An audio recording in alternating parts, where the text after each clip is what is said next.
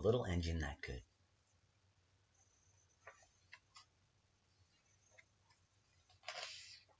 Chug, chug, chug, puff, puff, puff. Ding dong, ding dong. The little train rumbled over the tracks. She was a happy little train, for she had such a jolly load to carry. Her cars were filled full of good things for boys and girls. There were toy animals, giraffes with long necks, teddy bears with almost no necks at all, and even a baby elephant. Then there were dolls, dolls with blue eyes and yellow curls, dolls with brown eyes and brown bobbed heads, and the funniest little toy clown you ever saw. And there were cars full of toy engines, airplanes, tops, jackknives, picture puzzles, books, and every kind of thing boys or girls could ever want. But that was not all.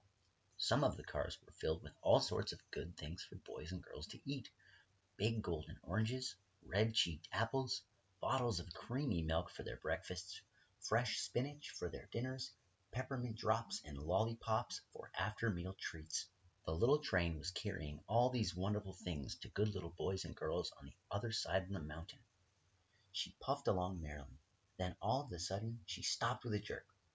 She simply could not go another inch. She tried and she tried, but her wheels would not turn.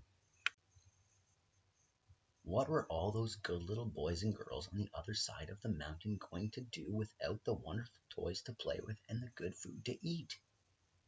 "Here comes a shiny new engine," said the funny little clown, who jumped out of the train. "Let us ask him to help us."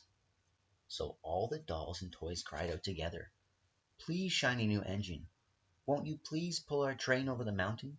Our engine has broken down, and the boys and girls on the other side won't have any toys to play with or good food to eat unless you help us." But the shiny new engine snorted. "I pull you? I am a passenger engine. I have just carried a fine big train over the mountain with more cars than you have ever dreamed of. My train has sleeping cars with comfortable berths, a dining car where waiters bring whatever hungry people want to eat, and parlor cars in which people sit in soft armchairs and look out of big plate glass windows. I pull the likes of you? Indeed not." And off he steamed to the roundhouse where engines live when they are not busy. How sad the little train and all the dolls and toys felt. Then the little clown called out, "The passenger engine is not the only one in the world. Here is another engine coming, a great big strong one. Let us ask him to help us." The little toy clown waved his flag, and the big strong engine came to a stop. "Please, oh please, big engine," cried all the dolls and toys together, "won't you please pull our train over the mountain? Our engine has broken down, and the good little boys and girls on the other side won't have any toys to play with or good food to eat unless you help us." But the big strong engine bellowed, "I am a freight engine. I have just pulled a big train loaded with big machines over the mountain. These machines print books and newspapers for grown-ups to read. I am a very important engine indeed. I won't pull the likes of you." and the freight engine puffed off indignantly to the roundhouse. The little train and all the dolls and toys were very sad. "Cheer up," cried the little toy clown. "The freight engine is not the only one in the world. Here comes another. He looks very old and tired, but our train is so little, perhaps he can help us." So the little toy clown waved his flag, and the dingy, rusty old engine stopped. "Please, kind engine," cried all the dolls and toys together, "won't you please pull our train over the mountain? Our engine has broken down, and the boys and girls on the other side won't have any toys to play with or good food to eat unless you help us."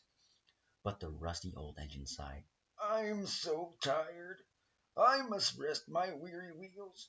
I cannot pull even so little a train as yours over the mountain. I cannot, I cannot, I cannot." And off he rumbled to the roundhouse, chugging, "I cannot, I cannot, I cannot." Then indeed the little train was very, very sad, and the dolls and toys were ready to cry. But the little clown called out, Here is another engine.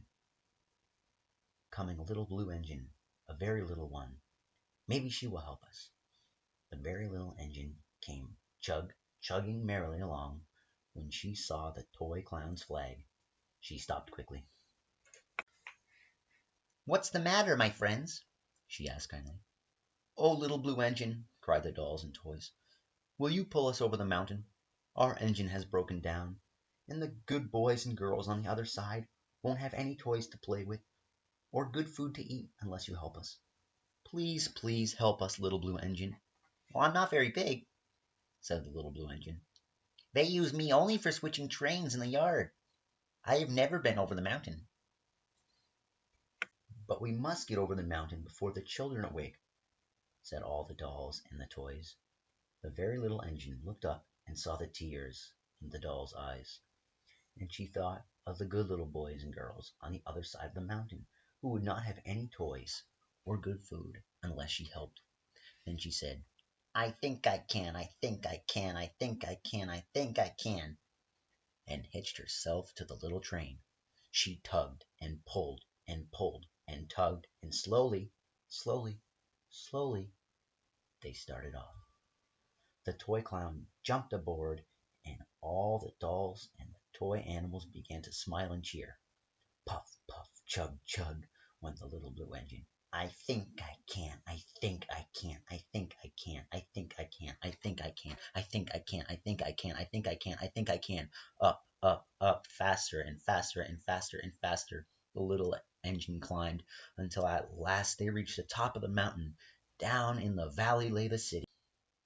"Hooray! Hooray!" cried the funny little clown, and all the dolls and toys. "The good little boys and girls in the city will be happy because you helped us, kind little blue engine." And the little blue engine smiled, and seemed to say, as she puffed steadily down the mountain, "I thought I could, I thought I could, I thought I could, I thought I could, I thought I could."